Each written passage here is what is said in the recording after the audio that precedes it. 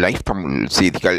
சரிகமபா நிகழ்ச்சியில் பல போட்டியாளர்கள் ரசித்து பாடக்கூடிய திறமையை கொண்டிருக்கின்றார்கள். ஒவ்வொரு போட்டியாளர்களும் தங்கள் திறமையை நிரூபிப்பதற்காக இறுதிச் சுற்றில் கூடுதலான கவனம் செலுத்தி வருவதாக கூறப்படுகின்றது. சரிகமபா நிகழ்ச்சியானது இறுதிக்கட்டத்தை அடைந்திருப்பதால் ரசிகர்கள் பரபரப்பை அடைந்திருப்பதாக கூறப்படுகின்றது.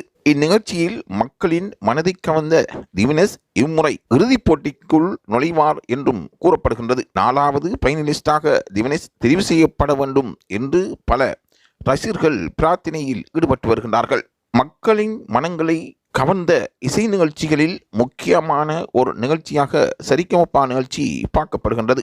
நெருங்கிய ஆதரவை மக்கள் வழங்கி வருவதாகவும் கூறப்படுகின்றது. இந்த கடுமையான போட்டிக்கு மத்தியில் ஒவ்வொரு பாடலரும் கடுமையான விறுவிறுப்புடன் தங்களின் பாடலை பாடி ரசிகர்களை கவர்ந்து வருகின்றார்கள். இந்த நிகழ்ச்சியில் யாருக்கு கூடுதலான வாக்குகள் கிடைக்கப்பெறப் போகின்றது என்பதும் கேள்விக்குறியாகவே இருக்கின்றது. நிகழ்ச்சியின் சட்டத்திட்டங்களுக்கு சில போட்டியாளர்கள் நிகழ்ச்சியை விட்டு வெளியேற்றப்பட வேண்டும் என்றும் கூறப்படுகின்றது.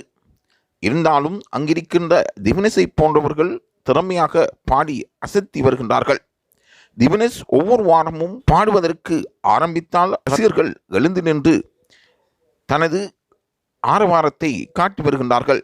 மக்களின் மனங்களை மாறாத இடம் பிடித்த நிகழ்ச்சியாக சரிகமபா இருந்து வருகின்றது. இருந்தாலும் அதில் முக்கியமான ஒரு போட்டியாளராக திவினேஷ் பார்க்கப்படுகின்றார்.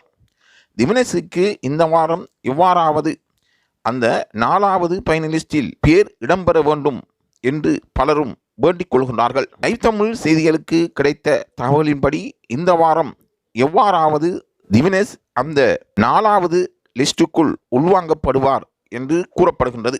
சரிகமபா நிகழ்ச்சியை இந்த சுற்றில் மிகவும் ஆவலாக பார்க்கின்ற போட்டியாளர்கள் கூடுதலான எதிர்பார்ப்புடன் இருந்து வருவதாக கூறப்படுகின்றது. ஏனென்றால் திவினேஷுக்கு அந்த 4வது ஃபைனலிஸ்டாவது கிடைக்க வேண்டும் என்றும் அது தவறிவிடக்கூடாது என்றும் அவர்கள் ஆவலாக இருக்கின்றார்கள். தொடர்ந்தும் இந்த செய்தியை பெற்றுக்கொள்வதற்கு லைவ் தமிழ் செய்தியுடன் இணைந்திருங்கள்.